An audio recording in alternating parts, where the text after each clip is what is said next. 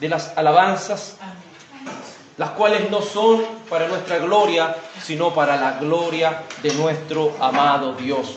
Les insto, amados, como les transmito estos videos para que vayan aprendiéndose estos salmos. Esto es algo que debe continuar para la gloria de Dios, no debe ser olvidado por el paso del tiempo. Dios ha dejado los salmos para que podamos entonarlos desde lo más profundo de nuestro corazón y meditar en ellos, porque cantaremos en el Espíritu, pero nuestro Espíritu ¿con qué debe estar alineado? Con el entendimiento. No es la emoción la que debe gobernar, es el entendimiento que Dios nos ha dado por medio de su misericordia y gracia. Le invito a que abra su escritura en Romanos capítulo 5, libro de Romanos capítulo 5. Hoy me tomé un lapso, ¿cierto? Nuestros hermanos van a continuar con el libro de Oseas. Hoy, entendiendo que estamos en un mes muy importante para la iglesia, como lo es el mes de la Reforma, vamos a tocar una de las doctrinas más importantes dentro de lo que es la Reforma protestante, y es la justificación por medio de la fe. Es algo que todo cristiano debe comprender con claridad. Romanos capítulo 5, versículo 1, y si lo hemos encontrado, nos ponemos de pie como reverencia a la palabra de nuestro Dios. Romanos 5, 1 dice así: justificados, pues, por la fe, tenemos paz para con Dios por medio de nuestro Señor Jesucristo. ¿Por qué tenemos entrada por la fe a esta gracia en la cual estamos firmes? Y nos gloriamos en la esperanza de la gloria de Dios. Amén y amén. Oremos. Dios Padre, nos has dado esta bella oportunidad, este día del Señor, estar reunidos en torno a tu preciosa palabra. Te ruego, Señor, que me des sabiduría e entendimiento. Y si pudiste, Señor, darle sabiduría o la capacidad de hablar a un burro, Señor, cuánto más puedes darme la oportunidad a mí para exponer tu preciosa palabra. Te ruego que cada hermano pueda recibirla, Señor, pueda tener su entendimiento abierto para que comprenda las Escrituras. Te ruego, oh Espíritu Santo de Dios, que puedas enseñarnos todas las cosas que Cristo ha dicho. Por amor de tu precioso nombre, oh Padre, para que tú seas glorificado en tu Hijo, permítenos entender las gloriosas Escrituras. Amén y amén. Por favor de tomar asiento, amados en el Señor. Lo he dicho antes, este mes, el mes de octubre, es muy importante, no solo para las iglesias reformadas, sino para los cristianos. La Reforma tomó lugar el 31 de octubre de 1517, cuando un monje alemán, movido y conmovido por las Escrituras, pudo caer rendido ante la gracia de Dios. Pero entendemos que solamente esa es una fecha. Mucho tiempo antes, hombres como John Whitfield habían expuesto con claridad la palabra de Dios en medio de tanta oscuridad que había. Hombres como John Hus, movidos por el Espíritu Santo de Dios, pudieron expresar que la luz debía resplandecer en medio de las tinieblas. Tenemos hombres como John Knox, y así sucesivamente muchos y muchos que han ido aportando a esta reforma que aún no termina. Si hay algo que vemos a lo largo de las Escrituras con respecto al pueblo de Israel, ellos constantemente debían ser reformados, constantemente debían ser llevados a las Escrituras, porque las costumbres paganas se inmiscuían de una u otra manera dentro de lo que era el culto. Y debía Dios levantar a hombres para que pudiesen, por medio de las Escrituras, hacer volver al pueblo, no a la palabra de los hombres, sino a la bendita palabra de nuestro Dios. Cuando hablamos acerca de este mes tan importante como lo es la Reforma protestante, debemos señalar rápidamente de que creemos en la absoluta soberanía de Dios. No creemos que el diablo puede estorbar los planes de Dios. No le tenemos miedo al diablo porque Cristo ha vencido sobre él. Si Dios es por nosotros, ¿quién contra nosotros? ¿Quién podrá oponerse a los planes soberanos de Dios? ¿Podrán acaso nuestra cultura, podrá acaso nuestros presidentes o políticos impedirnos que pueda el Evangelio ser anunciado? Las puertas del Hades no van a prevalecer contra la iglesia. Y eso es, muchos lo piensan como una defensa, como que estamos ahí resistiendo y el Hades quiere entrar. No, nosotros estamos en un ataque en contra de las puertas del Hades. Y esas puertas del Hades no pueden prevalecer contra la iglesia. Por eso es necesario, como Lutero podía transmitir, el sacerdocio de cada creyente. Cada creyente puede ir a las Sagradas Escrituras. Cada padre de familia tiene una responsabilidad pastoral sobre aquellos hijos y esposas que Dios le ha dado. Es importante, amados, que siempre estemos volviendo a las Escrituras. Muchos se excusan diciendo no existe la iglesia perfecta. Pero eso debiese ser para nosotros un impulso para que constantemente estemos volviendo a la palabra de Dios. El lema de la Reforma, uno de los tantos lemas que tiene Samper Reformada, siempre estamos en una constante reforma, porque como seres humanos siempre tendemos con nuestro corazón de continuo al mal alejarnos de la palabra de Dios. Creemos en estas 5 solas que por medio de las Escrituras en aquella reforma pudieron ser anunciadas. Creemos en la sola Escritura. ¿Por qué era tan importante afirmar dentro de la Reforma la sola Escritura?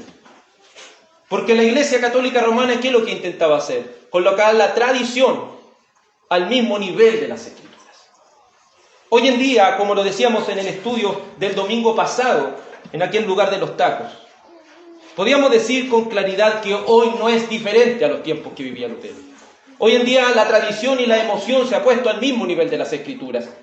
Y cuando algo se pone al mismo nivel, ¿qué es lo que dijo el Señor? ¿Podemos servir a 2 señores? Terminaremos aborreciendo a uno y amando a otro. Por lo tanto, si le damos lugar a la emoción por sobre las Escrituras, y no al revés, que la Escritura controle la emoción, que la Escritura controle la tradición. Eso es lo que debe ser. Por eso creemos en la sola Escritura. La palabra de Dios es nuestra autoridad máxima. Es la autoridad superlativa, por encima de todo concilio, por encima de toda denominación, por encima de toda autoridad o gobierno de este mundo. La palabra de Dios debe ser lo más importante para nosotros. Un pueblo que tiene una baja estima de la palabra de Dios es un pueblo que ha perdido el rumbo. Muchos se excusarán diciendo, es que a mí esto me lo han enseñado durante años y años y años. Los pastores antiguos me enseñaron esto. Pero ¿qué es más poderoso? ¿La antigüedad de esos pastores o la palabra de Dios? La palabra de Dios. Y debemos estar dispuestos a dejar nuestro orgullo de lado. Debemos estar dispuestos a reconocer que hemos estado equivocados. Para que así podamos alinearnos, ¿qué cosa? A la sola Escritura. La Escritura es nuestra única regla de fe. Así lo dice nuestra confesión bautista de fe. Podemos ir viendo también que estamos comprometidos con la sola gracia, porque creemos que la iglesia de Dios ha sido salva solamente por gracia, solamente por un favor inmerecido e inmérito. No hacemos méritos para alcanzar la salvación. Ni siquiera hay algún tipo de obras que complementen para que seamos salvos. Si llegamos al cielo, no será por nuestro propio mérito, sino por el mérito de alguien más. ¿Y ese alguien más quién es? Cristo. Cristo Jesús. No piense que sus justicias completan de alguna manera esta salvación, sino que la justicia perfecta de Cristo es la única, necesaria, la única indispensable para poder llegar al cielo. Estamos comprometidos con la sola fide, es decir, nuestra si lo podemos decir de esta manera, la salvación solo puede ser recibida por medio de ¿qué? Por medio de la fe. no por medio de nuestro dinero, no por medio de cuántas cosas hagamos dentro de una iglesia, porque muchos se abanderan de lo que han hecho dentro del Evangelio y no entienden que esto es por fe, para que sea por gracia. Porque si fuera por obras, la gracia ya no sería gracia, sería un merecimiento. Por la fe en Cristo, por la sola fe en la palabra de Dios, seremos salvos. Qué hermoso es entender esta maravillosa doctrina. Podemos seguir nombrando estas 5 solas y decir que estamos comprometidos, entendiendo que solo Cristo es necesario para nuestra salvación. Como Hechos capítulo 4, versículo 12 dice, en ningún otro hay salvación. No hay salvación en María, ni siquiera una iglesia puede administrar la salvación como la Iglesia Católica lo dice. Es la iglesia la que le da la salvación a las personas. No, es Cristo, y solo Cristo, quien nos ha dado la salvación por medio de la fe. Y si es por gracia, si es por la sola fe, si creemos en la sola Escritura, si creemos que solo Cristo es nuestra salvación, ¿de quién es la gloria? Del Señor Jesucristo. Soli Deo Gloria. Solo la gloria a Dios. Pero hoy en día vemos todo lo contrario. Personas que quieren robarle la gloria a Dios. Como alguien dijo por ahí, los seres humanos somos los robagloria. Olvidamos lo que David pudo decir. No a nosotros, oh Dios, no a nosotros, sino a Dios sea la gloria. ¿Y qué es la gloria? Algunos se han preguntado y nos han quizás menospreciado porque no levantamos las manos y decimos gloria a Dios, gloria a Dios. Muchos quizás no se han explicado por qué no lo hacemos. Pero el tema está que el seguir una tradición como esa nos hace menospreciar muchas veces lo que es la gloria de Dios. Y se lo explico por un momento. Si repetimos eso a cada rato, le estamos perdiendo la importancia y el valor y el verdadero significado de lo que es la gloria de Dios. La gloria de Dios es mucho más que levantar las manos 10 veces en un culto, o 20 veces, como algunos lo quieren hacer. La gloria de Dios es reconocer que Él es el valor más importante para nuestra vida. Que no hay nada más importante que Dios. Y si vivimos para la gloria de Dios, no venimos a sentir la presencia de Dios aquí. Creemos que estamos constantemente, toda nuestra vida, ante la mirada de Dios. Vivimos para la gloria de Dios. Por eso creemos que toda la gloria y toda la honra es para Él. Pero ¿cómo le damos gloria a Dios entonces? Se preguntarán algunos. Por medio de nuestra vida. Por medio de nuestra vida glorificamos a Dios. Por medio de nuestro comportamiento se puede reconocer que la gloria está siendo para Cristo. Porque no dirán, es que este por su fuerza de voluntad es así. No dirán que este por su estudio es así. Dirán, por la gloria de Dios son lo que son. Por la gloria de Dios han sido rescatados de las tinieblas a su luz admirable. Por la gloria de Dios serán salvos, reconociendo que no hay nada más importante que Dios en nuestra vida. Pero eso no lo mostraremos levantando las manos. Eso lo mostraremos por medio de nuestra conducta. Creemos en los 3 oficios de Cristo. Cristo como profeta, Cristo como sacerdote y Cristo como rey. Creemos que estos 3 oficios se han cumplido ¿en qué? En Cristo, lo hemos visto en los discipulados. Estos 3 oficios se cumplen en Cristo y solo Cristo. Por eso decimos, ¿hay profetas ahora? No hay profetas, porque el profeta mayor ya está, el cual es Cristo. No creemos que ahora se tienen que levantar miles y miles de sacerdotes, porque nuestro sumo sacerdote, ¿quién es? Cristo. Y Él se ha levantado según el orden de Melquisedec, en un sacerdocio eterno. No creemos que el rey de la iglesia es el pastor o el obispo, ni menos el apóstol. Creemos que el rey de la iglesia, ¿quién es? Cristo. Todos nosotros somos hermanos. Todos nosotros somos hermanos. El hermano Claudio podía citar, ¿quién va a ser el mayor entre vosotros? Si el pastor quisiera ser el mayor entre vosotros, ¿qué debe hacer?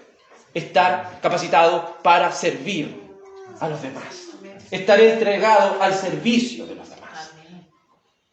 Por eso si bien tenemos algunas diferencias, nuestro gobierno no es episcopal, no es por presbíteros, sino la iglesia es la que tiene el gobierno, dentro, ¿cierto?, de lo que hemos visto por las Escrituras. También tenemos, como bautistas particulares, una teología del pacto, la cual hemos ido analizando continuamente, porque es indispensable la teología pactual para nuestro entendimiento acerca de las Escrituras. Sin una teología pactual, solamente tomaremos versículos y textos aislados, fuera de contexto. En cambio, con una teología del pacto, progresivamente podemos ver cómo Dios ha ido revelando ¿a quién? A Cristo. Porque nuestra teología del pacto es cristocéntrica. Es Cristo quien ha sido revelada una y otra vez por medio de los pactos. Y quien ha sellado el nuevo pacto y quien lo ha consumado por medio de su sangre. Creemos y tenemos una soteriología, es decir, una doctrina de la salvación basada en las doctrinas de la gracia, en lo que despectivamente muchos han querido catalogarnos como calvinistas, pensando que Calvino fue el que inventó todo esto, ignorando que es la Escritura, la palabra de Dios, y no Calvino quien ha ideado todo esto. Las doctrinas de la gracia se hallan en cada libro de la Biblia. Y si usted quiere realizar un estudio o quiere ir más rápido, puede ver el mensaje de R.C. Sproul, Del polvo a la gloria, y podrá ver que desde Génesis a Apocalipsis vemos cómo las doctrinas de la gracia están en cada libro de la Biblia. Y con los hermanos que estamos haciendo la lectura nos hemos dado cuenta de eso. Identifique las doctrinas de la gracia en este texto y las podemos ver en cada parte y no solo en el Nuevo Testamento. Estos 5 puntos de las doctrinas de la gracia, si las podemos resumir: creemos en la depravación total del hombre. Creemos que el hombre no tiene la capacidad por sí mismo de acercarse a Cristo. Porque según el libro de los Efesios capítulo 2, versículo 1, los seres humanos estamos muertos en nuestros delitos y pecados. La caída de Adán, el haber quebrantado el pacto de obras, no solo trajo el daño para él, sino que trajo el daño para toda su descendencia.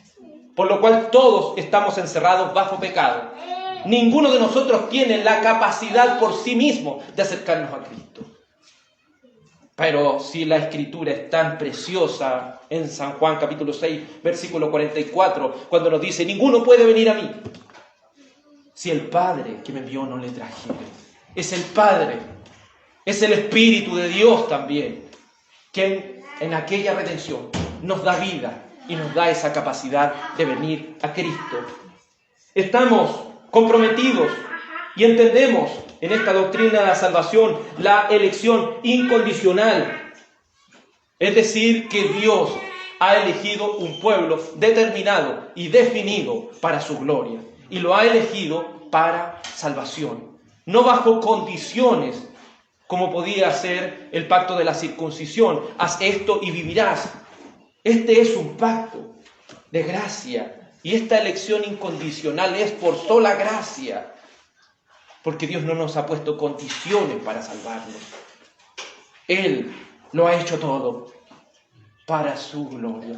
Si somos salvos, no será para decir: gracias, Señor, porque también yo pude ayudarte a salvarme. No. Él nos ha salvado por su sola gracia. Él nos ha elegido y predestinado desde antes de la fundación del mundo. Él, en el pacto de redención, el Padre, el Hijo y el Espíritu Santo pudieron acordar salvarnos. Y no está Dios, como algunos dicen, esperando en un sillón que la gente crea en Él. Él ya lo ha determinado y definido. Como el libro de Romanos capítulo 9, en los versículos finales, nos explica a cada uno de nosotros. Que si alguien es salvo es para la gloria de Dios. Y si alguien es condenado, será para la gloria de su justicia. Para que Dios en todo sea glorificado. Tanto en la gente que sea salva como en la gente que desde antes de la fundación del mundo ha sido también destinada para perderse. No porque Dios le haya querido mandar al infierno, sino porque la gente misma ha despreciado a su único Hijo. Creemos también que estamos comprometidos como iglesia con la gracia irresistible. Es decir, no ponemos ninguna traba cuando el Espíritu Santo de Dios nos transforma y nos hace nueva criatura. Porque somos como ciegos, pero cuando Él nos da la vista, contemplamos a Jesús. Y al contemplarnos no nos apartamos nunca de Él. Creemos que esta gracia de Dios es irresistible, porque cuando Él nos llama, ¿quién ha podido? Si Él nos llama, con su llamamiento eficaz, ¿quién de alguna manera puede impedirnos venir a Él? Y venimos con tal gozo, que no somos robots a merced de Dios, sino personas que con su propia voluntad restaurada vuelven a aquel que le ha dado todo. Creemos también en la expiación limitada. Creemos que Dios Padre, al enviar a su Hijo, lo hizo por personas que Él ya había definido. No es que Dios haya enviado a su Hijo y su Hijo esté esperando que alguien crea en Él, no. Él salvó a quien quiso salvar. Y algunos se preguntarán, ¿pero acaso no tiene el alcance? ¿No tiene el sacrificio de Cristo el alcance de salvar a todo el mundo? Tiene, para salvar a todos los que Él quiera. Y si pudiera extender la salvación a todo y convencer a todo, eso lo haría. Y aún quedaría gracia. Porque esta gracia es inescrutable, algo tan grande que ni siquiera nosotros lo podemos dimensionar, que Dios Padre enviara a su único Hijo para nuestra salvación. Pero no le plació así a Dios, sino que le plació hacer una expiación limitada. Y lo dijimos también en el estudio, la palabra expiación se ha perdido ya de nuestro lenguaje bíblico. Solamente se lee textualmente, dejando a los hermanos muchas veces sin entendimiento. Pero ¿qué es la expiación? Sino Dios Padre enviando a su único Hijo para aplacar su ira. Para aplacar esta ira de Dios. Esta ira, esta justicia que debe de alguna manera ser completada. Por eso Cristo Jesús en su carne fue tentado en todo, pero nunca pecó. Por eso Cristo Jesús fue obediente a la ley. Y muchos malentienden el texto cuando Él dijo, yo no he venido para abrogar la ley, he venido para cumplirla. Y dicen, por eso debemos traer cosas del antiguo pacto al nuevo pacto. No. El antiguo pacto quedó obsoleto, ahora estamos en el nuevo pacto, con mejores promesas, con una ley no escrita en piedra, sino una ley escrita en nuestros corazones. Entonces, vamos viendo que esta expiación y cómo Él ha propiciado, ha cubierto nuestros pecados, cumpliendo toda justicia. Es la obra tan inmensa de gracia. Y estamos comprometidos también con creer en la perseverancia de los santos. Creemos que si Dios ha definido que alguien será salvo, ese alguien lo será sí o sí. Pero muchos han querido cuestionarnos y tacharnos de salvos siempre salvos, pretendiendo decir que una persona que vive como el diablo va a ir al cielo. No.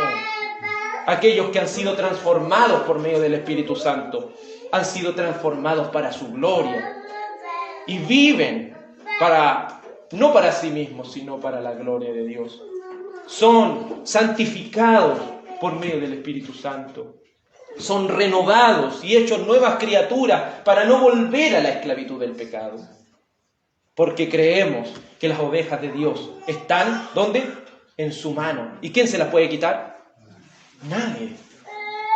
Y Él lo dijo, porque el Padre que me las dio es mayor que todos. Por eso el apóstol Pablo con tanta propiedad, ¿él qué dice? ¿Quién me separará del amor de Cristo? Es que algunos que si hay un problema más adelante en la vida me puede sacar del Evangelio. Es que quizá el diablo, quizás lo porvenir o quizá alguna cosa me puede sacar del Evangelio. No. Porque estoy seguro que ninguna cosa, dice el apóstol Pablo, nos puede separar del amor de Dios, que es en Cristo Jesús, Señor nuestro. Nada, ni el diablo, ni ninguna cosa puede separarnos de su amor. Por eso creemos que si Dios ha escogido a alguien para salvación, ¿qué le ha dado? Vida, vida eterna. ¿Y qué significa que le ha dado vida eterna? ¿Que esa vida se va a terminar? No. También, esto es cierto, es una pequeña introducción, somos confesionales. Somos una iglesia que defiende las confesiones. Si usted ve los estatutos de nuestra iglesia, defiende tanto la confesión de Westminster como la confesión bautista de Londres de 1689. Porque somos una iglesia confesional, somos una iglesia que está basada su doctrina en la palabra de Dios y en lo que nuestros hermanos a lo largo de la historia han afirmado durante siglos. No creemos, sí, que las confesiones son la última palabra, porque hemos dicho, estamos comprometidos con sola escritura.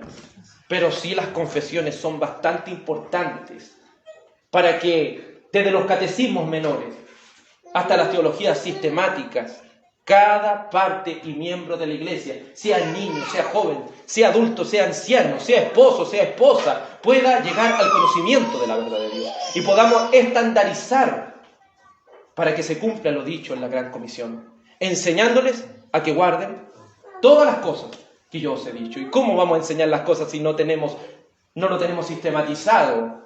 Si no lo enseñamos constantemente, estas confesiones solamente quedarán llenas de polvo y en el olvido. Pero debemos aprovechar nuestra herencia, amados, nuestra herencia confesional, porque el Espíritu Santo no ha estado solamente desde que, como algunos dicen, desde el avivamiento de Valparaíso en 1909. El Espíritu Santo ha estado a lo largo de toda la historia. Y a lo largo de toda la historia ha revelado esta preciosa palabra de Dios. Entonces, haciendo este pequeño preámbulo, vamos a lo que nos concierne, que es la justificación por medio de la fe. Si hay una doctrina que no debe ser jamás olvidada, lo dijo Lutero, es la justificación por medio de la fe. Que aunque pareciera ser algo tan simple, debe ser algo que constantemente debemos estarlo recalcando una y otra vez.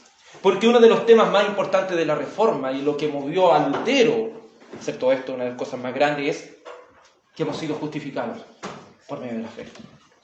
Si podemos analizar quién fue Lutero, Lutero fue un hombre que estudió leyes.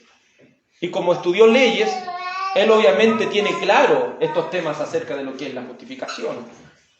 Sabe que una persona que merece un castigo sí o sí tiene que recibirlo. Entonces, ¿cómo podemos ser declarados justos ante Dios? Si aún estando en nuestra condición, si le pudiera decir ahora, por nuestros propios méritos, ¿quién es justo? Algunos han dicho, es que desde que me bautizo, desde ahí nunca más hay que pecar, desde ahí para adelante. Enseñan el bautismo de esa manera. Por eso las personas caen o en la hipocresía o en el dolor tan grande de no poder de alguna manera cumplir la ley de Dios. Por eso la justificación por medio de la fe es tan esencial e importante para nosotros como cristianos. En contexto de la Reforma, la Iglesia Católica Romana creía que el bautismo era lo que nos unía a Cristo, recibiendo los beneficios de su obra salvadora. Ellos sobrevaloraban el bautismo, de tal manera que la causa instrumental para la salvación, que la causa primaria para la salvación para ellos, antes que la fe, era el bautismo. Porque ellos decían que administrando el bautismo, aquellos eran participantes no solo de los beneficios comunes, sino también de los beneficios salvíficos. A tal punto, por eso ellos después creen que la salvación se puede perder, porque se supone que al bautizarlo han recibido los beneficios. Pero si después en su crecimiento se olvidan, ya esos beneficios ya no tienen salvación ahora. Y después la pueden tener y después la pueden perder de nuevo. Entonces la justificación por medio de la fe es bastante importante para entender cómo es nuestra salvación. Lutero decía por las Escrituras esto: la verdadera fe entre paréntesis, dada por Dios, es todo lo que se requiere para ser justificado por la justicia de Cristo. ¿Puede entender esto, amado? La justificación por medio de la fe es lo único que necesitamos para ser salvos. Es lo único.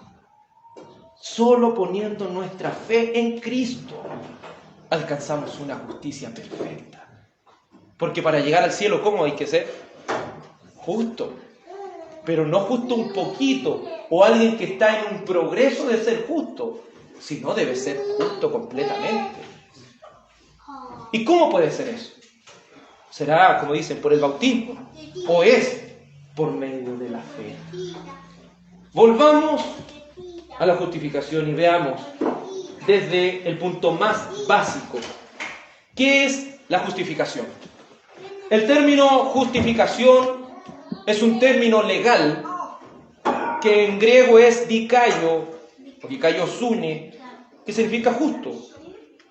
Es decir, y haciendo un catastro de Romanos capítulo 5, versículo 1 y 2, nos damos cuenta y dice: justificados pues por la fe, tenemos paz para con Dios por medio de nuestro Señor Jesucristo. Me asombra, amados, que algunos pretendan decir: si tú vienes a Cristo, Él te va a dar una gran paz en tu vida, una gran paz en tu corazón, y va a tener una paz tan grande que te va a ir bien en toda la vida. ¿Es esa paz que está hablando aquí?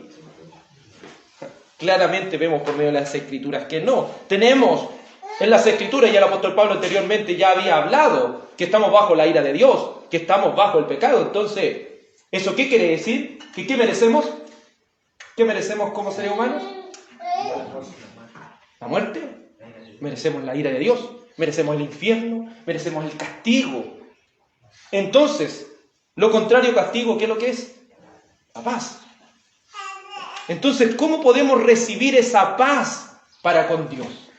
Siendo justos. Es la única manera, no hay otra manera, no hay un camino fácil. Para ser justo, para ser justificado, hay que ser justo. ¿Y cómo podemos ser justos? Nótese que en la traducción española no dice justos pues por la fe, dice justificado. Es lo mismo santo y existe la palabra santificar. Cuando hablamos de justificar estamos tratando de hacer justo a alguien que en sí mismo no lo es. ¿Cómo lo podemos hacer? Esto en los términos legales, y algunos lo utilizan como justificativo, no tiene nada que ver un justificativo porque es algo mucho más que eso. Cuando una persona, aún dentro de nuestras mismas leyes terrenales, un ejemplo, un hombre iba a mucha velocidad, chocó toda la reja de una persona. Se lo llevan detenido y el juez le dice: usted es culpable. Por las evidencias de su vehículo, estaba ahí, le hicieron el parte, todo. Todo dice que usted es culpable. Tiene dos opciones. O pagar el precio que significa arreglar todo eso, más el daño moral y toda esa cantidad, o ir a la cárcel. Obviamente, si tiene la suma para pagar, va a poder ser absuelto, va a poder ser justificado, porque la deuda quedó saldada. Entonces, en eso consiste el término justificación. Por eso, Martín Lutero pudo decirlo en latín de esta manera: somos justus et pecador. Es decir, somos justos y pecadores a la vez.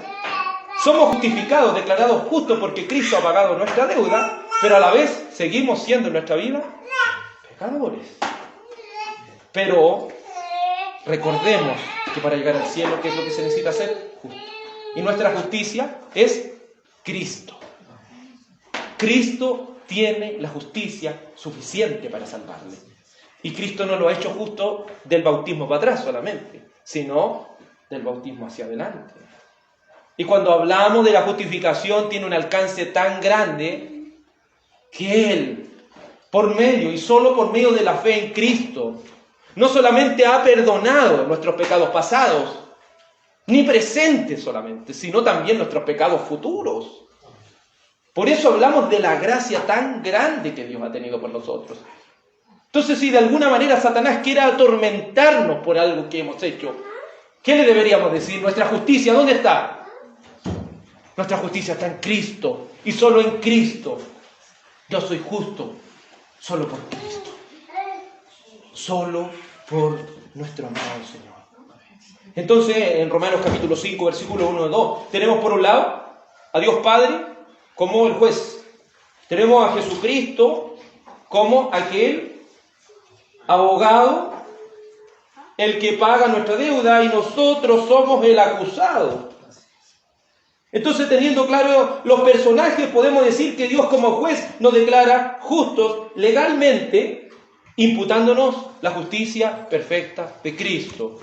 Por eso la justificación por medio de la fe en Cristo está estrechamente relacionada con la doctrina de la doble imputación. Son palabras difíciles, sí, pero vamos entrándonos con esto. ¿Por qué se le llama doble imputación?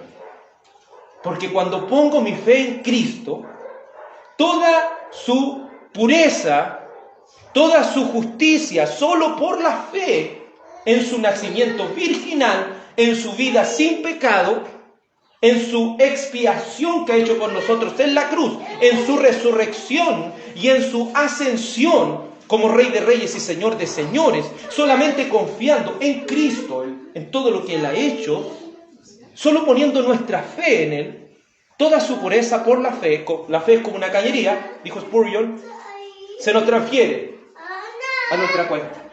Y todos nuestros pecados han sido cargados. ¿Sobre quién? Sobre el Cristo. El Padre ha cargado todos los pecados sobre el Cristo. Como el peregrino, al contemplar la cruz, no se caen todas estas ataduras, no se cae todo este peso de pecado que nos asedia, porque cuando contemplamos la cruz, todos nuestros pecados han sido sacados de nuestra espalda, porque es Él quien ha pagado por nosotros. ¿Entiendes, amado y amada en el Señor, el valioso sacrificio de Cristo? ¿Entiendes que no solo fueron los romanos pegándole a Jesús, como algunos solamente se basan en los golpes, como si Cristo tuviese miedo solo de los golpes? ¿Acaso los mártires no sufrieron lo mismo? ¿Acaso los mártires también no fueron crucificados? ¿Acaso los mártires también no fueron golpeados? Pero ¿cuál es la diferencia, pudiésemos decir? ¿Que un golpe dolía más que el otro? Que algunos dicen ya el golpe fue más fuerte o menos fuerte. ¿Podrá ser eso? ¿O es lo que Él dice en la cruz? Dios mío, ¿por qué me has abandonado? Estoy seguro que aquellos cristianos que eran llevados al Coliseo romano para ser torturados y comidos por los leones, ¿sabe cuál es la diferencia entre ellos y Cristo? En que ellos iban a su aflicción con Cristo, pero Cristo en su aflicción la vivió y la experimentó solo, en total abandono de su Padre. Y creo que no hay nada más terrible que eso. Si un hijo es abandonado por su propio padre, es algo terrible ya en una familia. Es algo que nos deja desamparados muchas veces. Pero Cristo lo vivió en carne propia. Todo por redimirnos. ¿Puede creer que solo poniendo nuestra fe en Cristo reciba usted tan grande amor?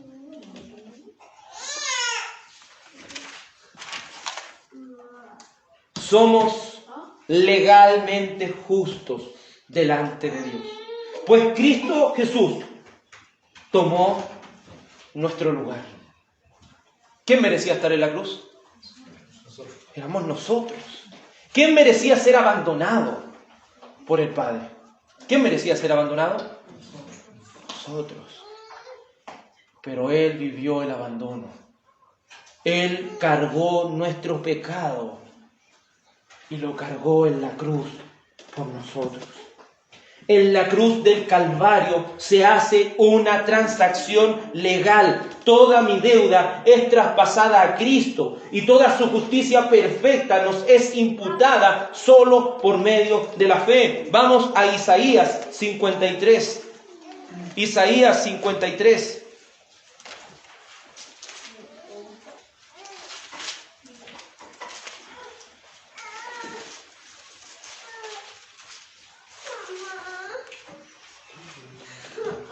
Isaías 53, versículo 7 dice así la Escritura acerca de los sufrimientos del Cristo. Isaías 53, 7. Angustiado él y afligido, no abrió su boca. Como cordero fue llevado al matadero, y como oveja delante de sus trasquiladores. Enmudeció y no abrió su boca.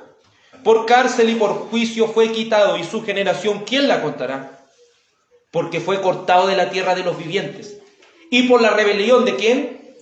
Por la rebelión de mi pueblo fue herido, y dispuso con los impíos su sepultura, mas con los ricos fue en su muerte, aunque nunca hizo maldad, ni hubo engaño en su boca. Con todo esto, ¿quién lo quiso quebrantar, los romanos? ¿Los romanos o los fariseos? Con todo esto Jehová quiso quebrantarlo, sujetándole a padecimiento. Cuando haya puesto su vida en expiación por el pecado, es decir, para aplacar la ira de Dios sobre el pecado, verá, ¿qué cosa? Linaje. Vivirá por largos días y la voluntad de Jehová será en su mano prosperada. Y aquí está el punto.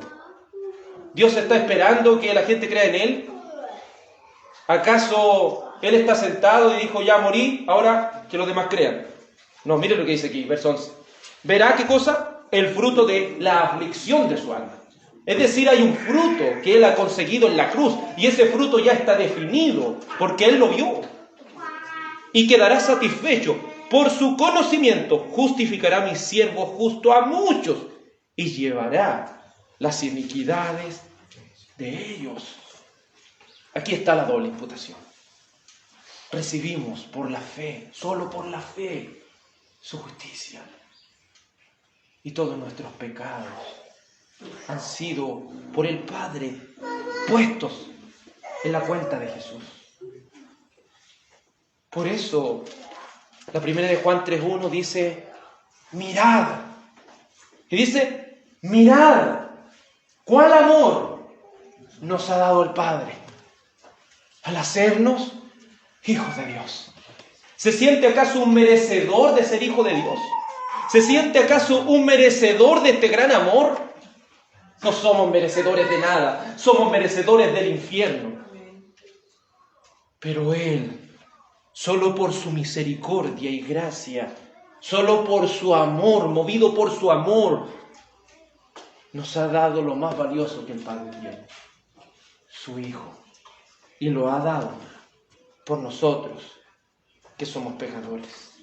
Vamos a Apocalipsis 5:9. Apocalipsis, capítulo 5, versículo 9. Dice así la Escritura.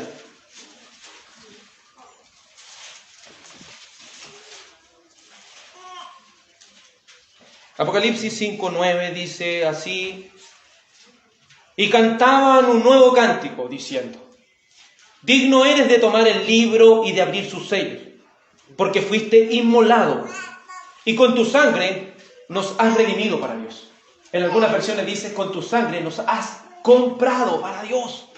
Él nos ha redimido, Él nos ha comprado para Dios, de todo linaje, lengua y pueblo y nación. Y nos has hecho para nuestro Dios reyes y sacerdotes, y reinaremos sobre la tierra. La justificación por medio de la fe es tan importante, porque nos hace ser coherederos con Cristo, nos hace participantes de su familia.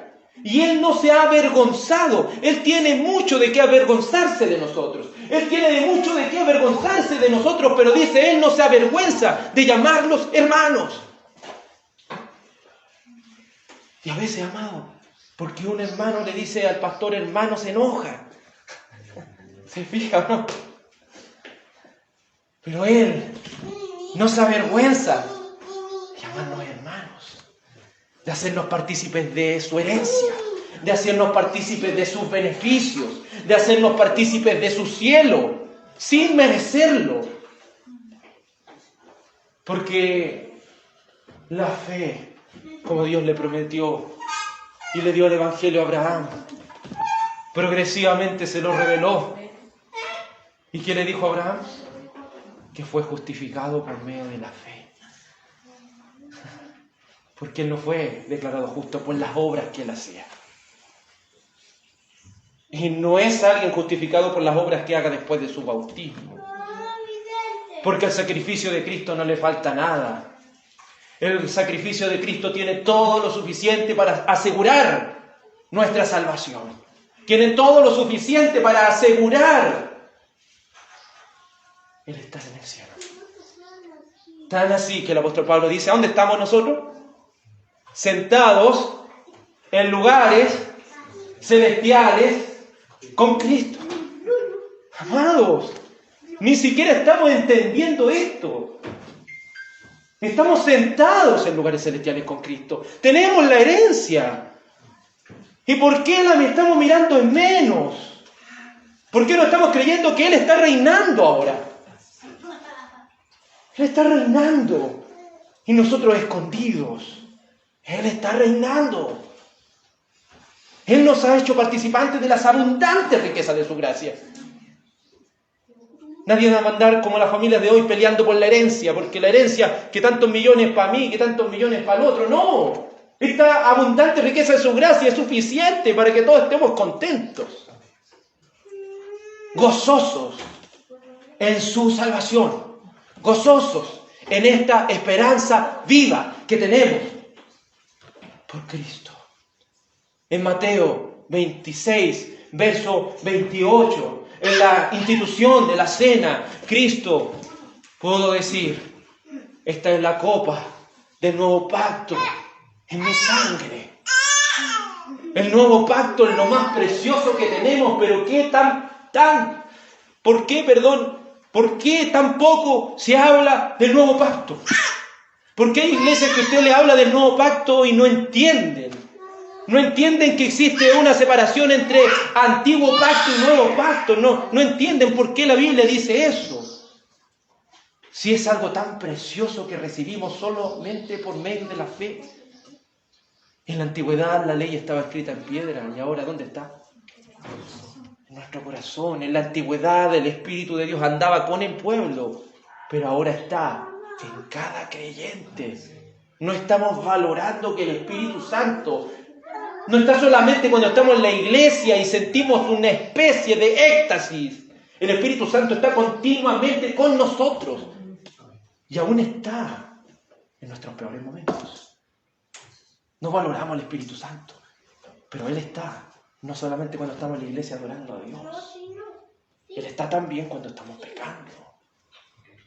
Él está cuando estamos ahí. Imagínense que alguien tan santo como la tercera persona de la Trinidad. No es una fuerza, es una persona. La persona de Dios está aquí. Y todo eso lo hemos recibido, ¿por qué? Por la fe. Por medio de la fe. Por medio de la fe, amados. Por eso el nuevo pacto nos hace participantes de mejores promesas. Era una tierra. Ahora es el cielo. Antes eran promesas físicas, pero ahora nos asimos y nos aferramos a las promesas más grandes, que son las promesas espirituales. Porque ni la polilla, ni esa corrupción que corroe el fierro puede quitarla. ¿Dónde está nuestra mirada, amados? Justificados, pues, por la fe en Cristo, tenemos paz para con Dios. ¿Y cuál es el medio de nuestra justificación? Sino Cristo. El bautismo no nos infunde un tipo de gracia especial o gracia salvífica. Como dice 1 Pedro 3:21, es una aspiración a una buena conciencia hacia Dios. Pero es la justificación por medio de la fe la que nos hace herederos. No solo el bautismo. Porque sin una fe, sin el bautismo, tiene que haber fe. La fe es la causa instrumental, como lo hemos dicho. Es la causa primaria. Porque sin fe es imposible agradar a Dios. Sin fe es imposible. Sin fe es imposible. Pues creemos que la regeneración, el nuevo nacimiento, precede a la fe. ya que la fe que Dios nos da es la única que nos permite tener acceso a esta justificación. No crea que la fe humana no va a ser suficiente. No crea que esta fe caída que tenemos en nuestro estado natural nos va a salvar. Esto también nos va a ayudar en nuestra predicación de evangelismo. No crea, amados, que diciéndole a las personas que pongan su fe ordinaria, y no estoy hablando, ¿cierto?, de ordinaria, lo estoy diciendo en el sentido común, su fe común, que pongan su fe común en este evangelio santo, van a poder ser salvos. No. Necesitan una fe dada por Dios. Necesitan una fe producto de la regeneración que Dios hace en los corazones. Por eso nuestra petición en la evangelización es: estoy seguro, oh Espíritu Santo, oh estoy seguro, oh tercera persona de la Trinidad, que si tú tocas el corazón de alguien, ese alguien irresistiblemente vendrá a ti y pondrá su fe no en una iglesia, pondrá su fe en Cristo y solo en Cristo para el perdón de sus pecados. ¿Cuándo somos justificados? ¿En el bautismo o por medio de la fe? Por medio de la fe. Esto no quiere dejar el bautismo como nada. El bautismo es sumamente importante. Son los dos estamentos que Dios dejó, los dos sacramentos que Dios dejó, tan importantes, pero sin la fe no son nada. Una Santa Cena sin una fe dada por Dios no es nada. Un bautismo sin una fe dada por Dios no es nada. Porque la fe es la causa instrumental. La fe es la condición necesaria. Veamos lo que dice Colosenses 2:13. Colosenses 2:13.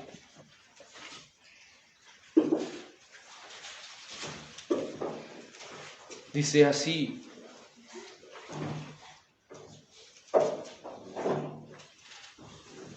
y vamos a leer, el verso 8, Colosenses 2:8. Dice así las Sagradas Escrituras. Colosenses 2:8. Mirad, que nadie os engañe por medio de filosofías y huecas sutilezas, según las tradiciones de los hombres, conforme a los rudimentos del mundo y no según Cristo. Detengámonos ahí. No estamos queriendo decir que la tradición es algo malo. La tradición no es mala. Pero ¿quién debe controlar la tradición? ¿Qué es lo que es? Las Sagradas Escrituras. Las tradiciones no son malas, pero cuando se salen de las Sagradas Escrituras no malo. Verso 9. Porque en él habita corporalmente toda la plenitud de la deidad. Y vosotros estáis completos en él, que es la cabeza de todo principado y potestad. En él también fuisteis circuncidados con circuncisión no hecha a mano, al echar de vosotros el cuerpo pecaminoso carnal en la circuncisión de Cristo, sepultados con él en el bautismo, en el cual fuisteis también resucitados con él mediante la fe en el poder de Dios que le levantó de los muertos. Si bien esta fracción algunos la interpretan de una forma, otros de otra forma, pero utilizando el principio hermenéutico básico como lo es la observación, nos damos cuenta que aquí no está hablando del bautismo en las aguas, como algunos han querido transmitirnos, porque la resurrección de nuestro estado de muerte no viene cuando somos sepultados en el agua, viene en nuestra regeneración, cuando el Espíritu Santo viene a nuestros corazones. Ahí Él nos ha sepultado, Él nos ha bautizado con el Espíritu Santo, nos ha bautizado y nos ha resucitado en Él, mediante la fe en el poder de Dios, el cual le levantó de los muertos. Es decir, cuando Él nos resucita, ¿qué es lo que tenemos inmediatamente? Fe. Como Gálatas capítulo 5, versículo 22, el fruto del Espíritu, amor y tanto, fe. Es decir, la fe es un don dado por Dios. Por gracia, dice Efesios 2:8, por gracia sois salvos por medio de la fe. Y esto no de vosotros. La gracia y la fe no es algo de nosotros, es un regalo de Dios. Porque esa fe que necesitamos es una fe es una fe restituida, es una fe renovada, es una fe restaurada por Dios. Porque la fe común solamente se basa en lo que funciona. ¿Esto funcionó? Tengo fe porque esto funcionó. Y muchos se han acostumbrado a eso, a implementar cosas porque funcionan en la iglesia, creen que eso está bien. Es la palabra de Dios. Y no lo que nosotros queramos hacer.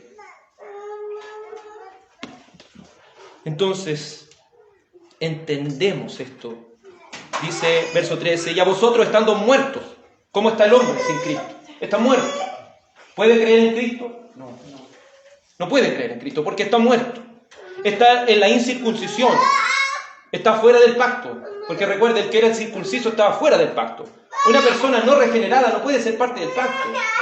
Para ser parte del pacto hay que ser regenerado. Os dio vida juntamente con Él, perdonando. ¿Qué dice? ¿Algunos pecados? Todos los pecados, anulando el acta de los decretos que había contra nosotros, que nos era contraria, quitándola de medio y clavándola en la cruz.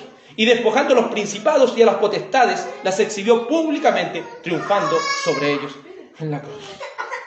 Cuando recibimos esta redención, este nuevo nacimiento, tenemos la fe suficiente para aferrarnos a Cristo y ser declarados justos por Él y ser hechos nuevas criaturas en Él y solo por Él. Y nos hace participantes del nuevo pacto. Porque ¿quién es nuestra circuncisión? Cristo. Cristo es nuestra circuncisión. Porque Él se circuncidó por nosotros. Porque, ¿qué es lo que era la circuncisión? El que se circuncida está obligado a guardar toda la ley. ¿Y Él qué es lo que hizo? Guardó toda la ley. La cumplió. Murió el testador. Y ahora da el paso al nuevo pacto. Nuestra circuncisión es Cristo y nuestro corazón es el que debe ser circuncidado. Nuestro corazón, por medio de esta reforma que Dios hace, por medio de su Espíritu Santo. Dios no nos declara justos porque en sí mismo lo seamos o porque lo hemos alcanzado por nuestro propio mérito.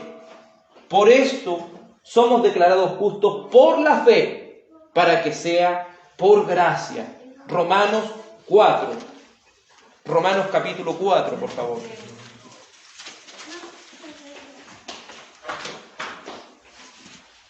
Romanos 4, versículo 1. Recuerde que la ecuación católica romana es fe más obras. Fe más obras es igual a justificación. Pero nosotros decimos, la fe que obra, la fe dada por Dios, es igual a justificación.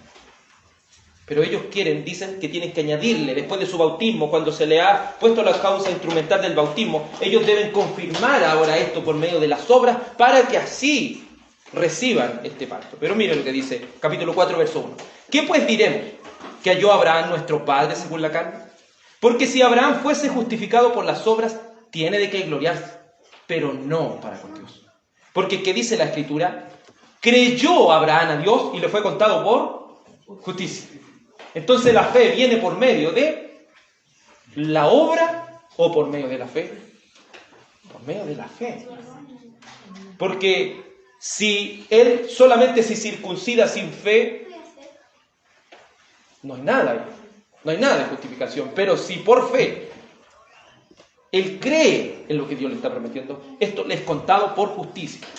Pero al que obra no se le cuenta el salario como gracia, sino como deuda. Más al que no obra, sino que cree en aquel que justifica al impío, su fe le es contada por justicia. Como también David habla, la bienaventuranza del hombre a quien Dios atribuye justicia sin obras, diciendo, bienaventurados aquellos cuyas iniquidades son perdonadas y cuyos pecados son cubiertos. Bienaventurado el varón a quien el Señor no inculpa pecado. Qué hermoso es recibir solo por la fe. Cuán grande justificación. Solo por medio de la fe. Y esto no es una incertidumbre.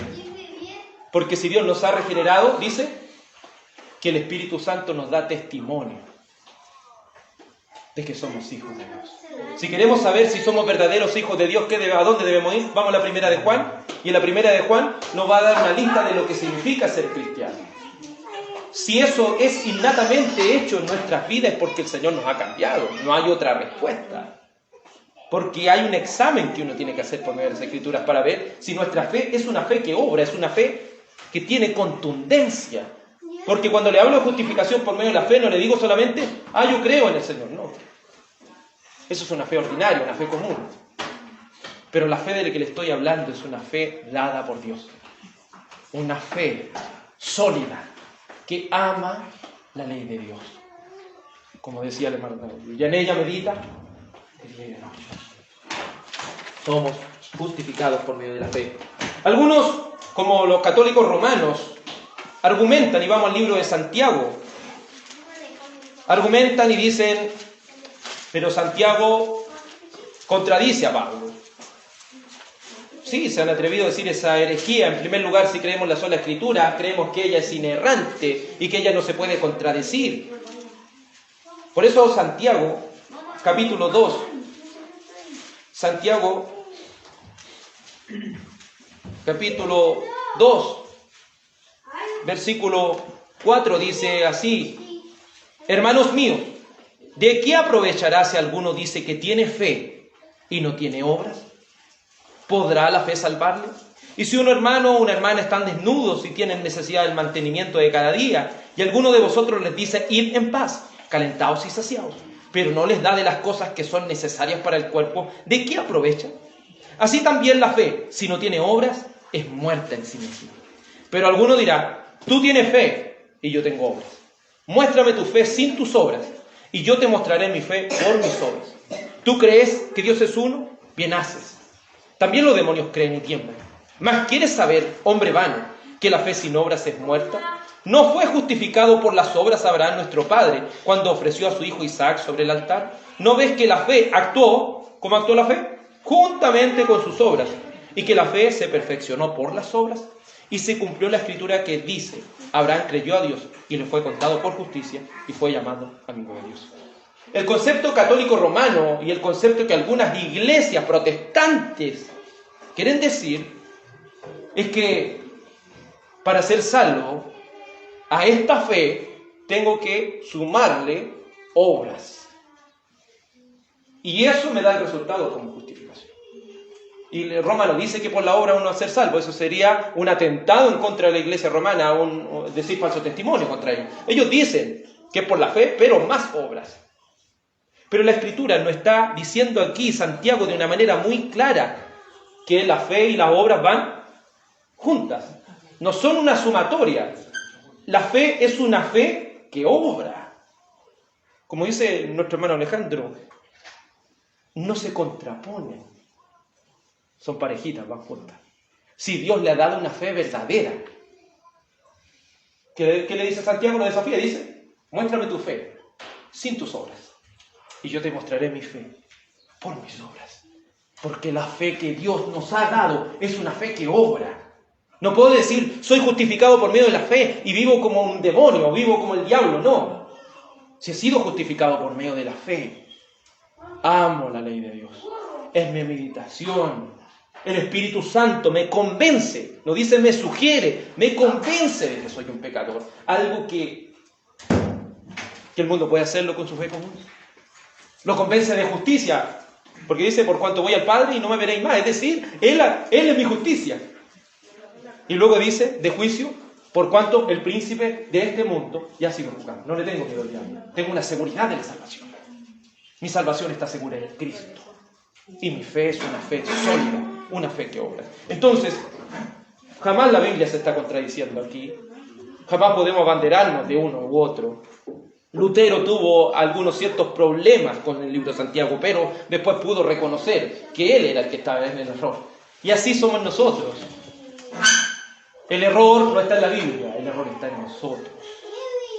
Por eso debemos entender que la Escritura tiene una armonía y una claridad que si con un corazón abierto y sin imágenes preconcebidas en nuestra mente, podemos verdaderamente comprenderla por medio del Espíritu Santo.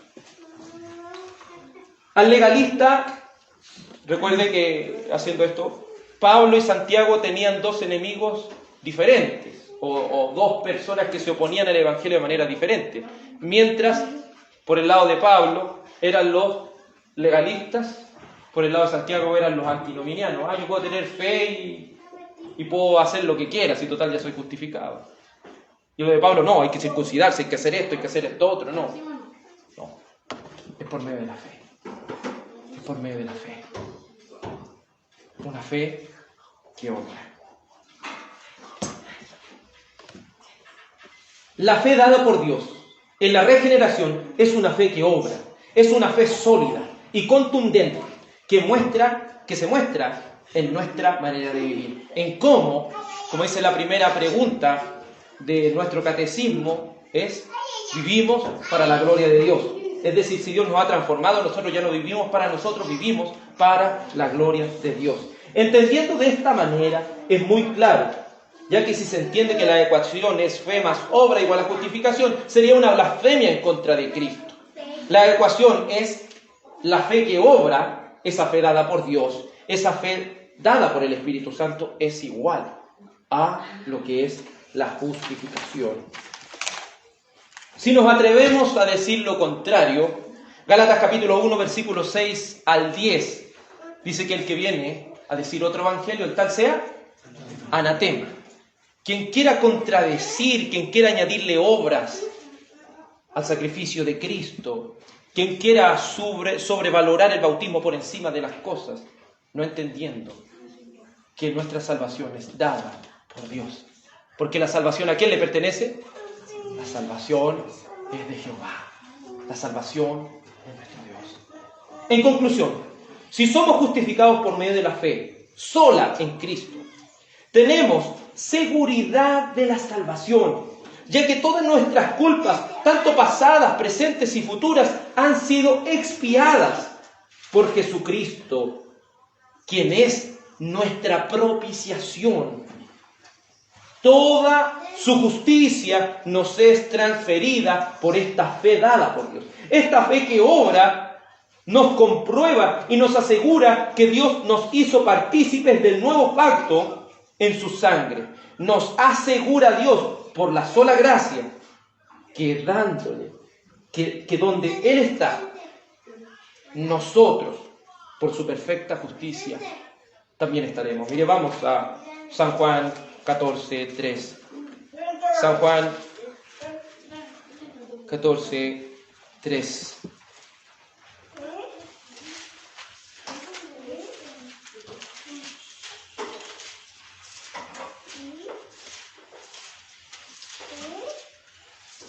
Y vamos a leer del verso 1, perdón. San Juan 14:1. Dice así la Sagrada Escritura: no se turbe vuestro corazón. ¿Creéis en Dios? ¿Creed también? En la casa de mi Padre muchas moradas hay. Si así no fuera, yo os lo hubiera dicho. Voy pues a preparar lugar para vosotros. Y si me fuere y os preparare lugar, vendré otra vez y os tomaré a mí mismo, para que donde yo estoy, vosotros también estéis. ¿No le transmite seguridad esta declaración dada por Jesús? Que donde Él está, solo por la fe, amados, solo por esa fe dada por Dios, estaremos también con Él para siempre. Como dice Apocalipsis, y allí estarán siempre con el Señor. Hermano Gerson, si puede pasar para despedir esta reunión, por favor, para hacer una oración y despedir esta reunión.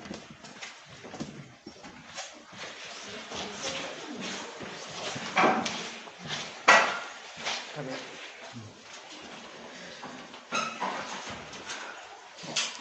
Padre nuestro, te damos gracias, Señor, por esta grande salvación que tú has dado, Señor, a tu pueblo. Te damos gracias, Padre, por Cristo, tu Hijo, nuestro Señor. Te damos gracias, Señor, por su nacimiento, por su vida perfecta, porque Él fue tentado en todo, mas hallado sin pecado.